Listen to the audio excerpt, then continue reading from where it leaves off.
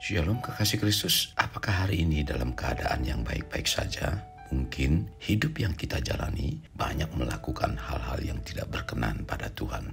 Para pendengar renungan melekat dalam Tuhan, mari kita bawa hidup kita untuk tetap mengarahkan hidup pada Tuhan. Sekalipun banyak hal yang kita alami yang masih belum terbebaskan.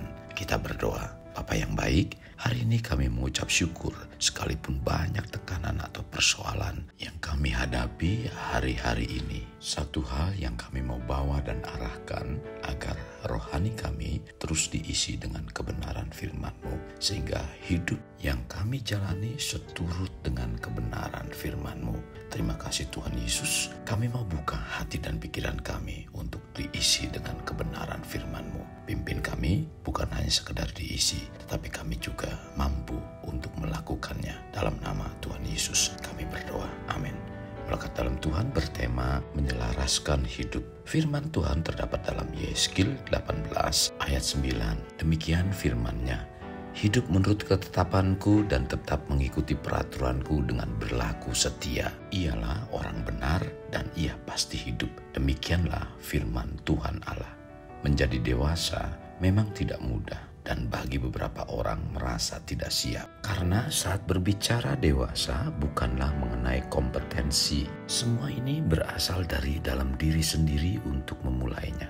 Menurut Abraham Maslow, seorang psikolog Amerika, orang yang dewasa adalah orang yang dapat mengaktualisasikan dirinya, yakni dengan mengenali potensi dalam dirinya dan telah menerima dirinya sendiri. Berbicara mengenai kedewasaan itu adalah hal yang sifatnya tidak konstan dan memerlukan proses. Selama hidup, manusia pasti mengalami permasalahan. Seiring adanya masalah, itulah adanya proses pendewasaan.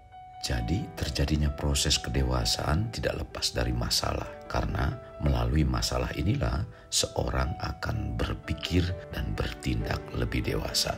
Terkadang usia tidak menjadi jaminan seseorang memiliki kedewasaan. Demikian juga menjadi dewasa di dalam Tuhan. Untuk menjadi orang yang dewasa di dalam Tuhan, kita perlu menyelaraskan hidup kita dengan firman Tuhan.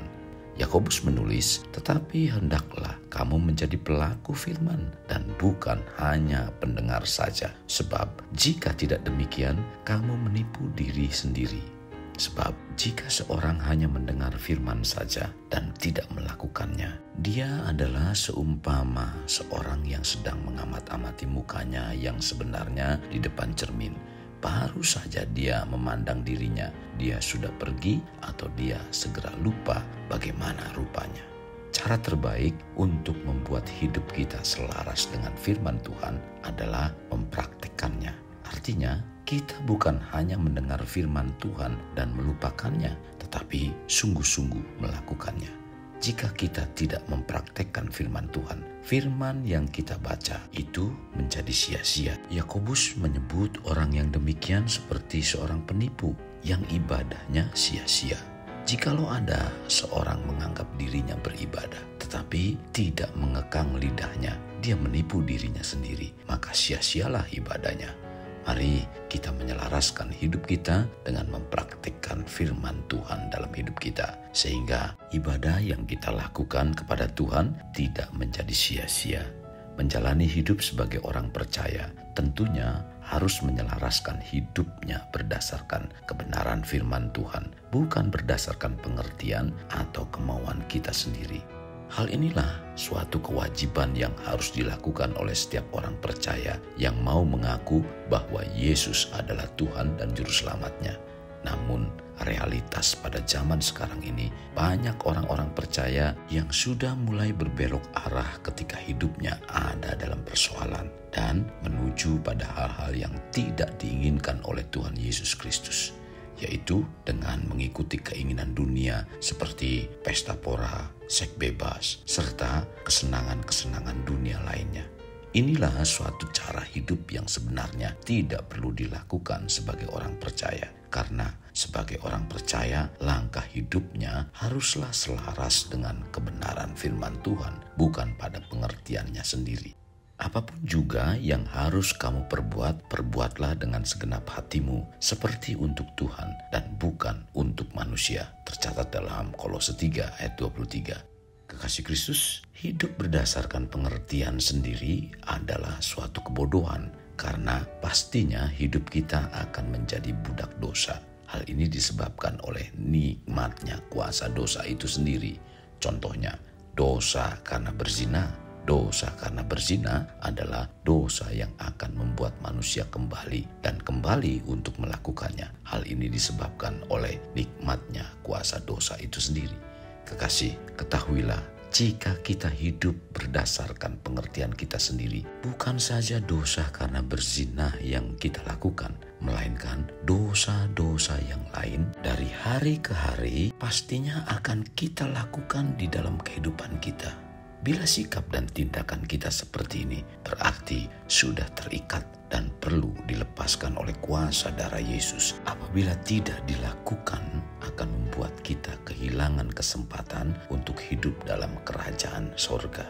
Kekasih, melalui renungan melekat dalam Tuhan, saya ingin mengajak seluruh pendengar agar hidup benar dan menyelaraskan kehidupan sesuai dengan firman Tuhan, bukan berdasarkan pengertian atau kemauan kita sendiri. Sebab ketika kita telah memiliki status sebagai orang Kristen, maka hidup kita juga harus menunjukkan karakter seperti Tuhan Yesus Kristus yang merupakan Tuhan dan Juru Selamat kita. Kekasih Kristus, marilah kita hidup dengan benar sesuai dengan firman-Nya, supaya bila tiba waktunya kita tidak dilupakan oleh Dia. Firman Tuhan berkata, "Tetapi barang siapa menyangkal aku di hadapan manusia, aku juga akan menyangkalnya di depan Bapa-Ku yang di surga." Tercatat dalam Matius 10 ayat 33. Rasul Paulus juga mengingatkan kita agar kita jangan ditolak. Tercatat dalam 1 Korintus 9 ayat 27. "Tetapi aku melatih tubuhku dan menguasainya seluruhnya, supaya sesudah memberitakan Injil kepada orang lain, jangan aku sendiri ditolak." Kekasih, hal yang harus kita ingat bahwa menyangkal Yesus bukan saja kita meninggalkan Dia dan percaya pada Tuhan yang lain, tetapi ketika kita tidak melakukan semua perintah-Nya, itu pun kita telah menyangkalnya. Maka dari itu, mari hendaknya hidup yang kita jalani saat ini bukannya Tuhan harus mengerti dengan kehidupan kita, melainkan hidup kita harus menyelaraskan dengan Tuhan, yaitu dengan kebenaran firman-Nya. Kekasih Kristus, mari kita alami terobosan hidup. Untuk mengalaminya, mulailah dengan mengenal prinsip-prinsip kerajaan Allah serta menjadi warga kerajaan. Mari kita berdoa.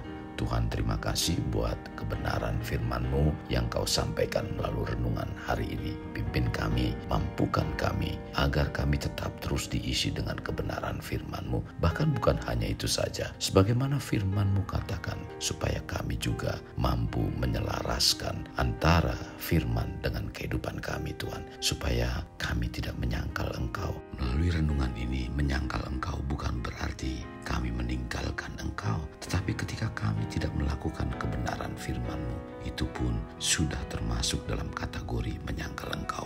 Maka dari itu Tuhan, ampuni kami, pimpin kami, mampukan kami seberat dan sesusah apapun firman-Mu, bahwa kami untuk melakukannya, sekalipun mungkin kami jatuh bangun dalam melakukannya. Tapi biarlah Tuhan, kami percaya suatu saat nanti kami pun akan lepas dan mampu mengerjakannya dengan baik. Terima kasih Tuhan Yesus buat kebenaran firman-Mu saat ini yang telah menegur kami. Bukannya Tuhan menyelaraskan dengan kehidupan kami, tetapi kehidupan kamilah yang harus menyelaraskan dengan kebenaran firman-Mu. Terima kasih Tuhan Yesus. Ampuni kami dan mampukan kami untuk melakukannya. Dalam nama Tuhan Yesus kami berdoa. Amin. Kasih Kristus, mari kita akhiri dengan mengedahkan kedua tangan kita.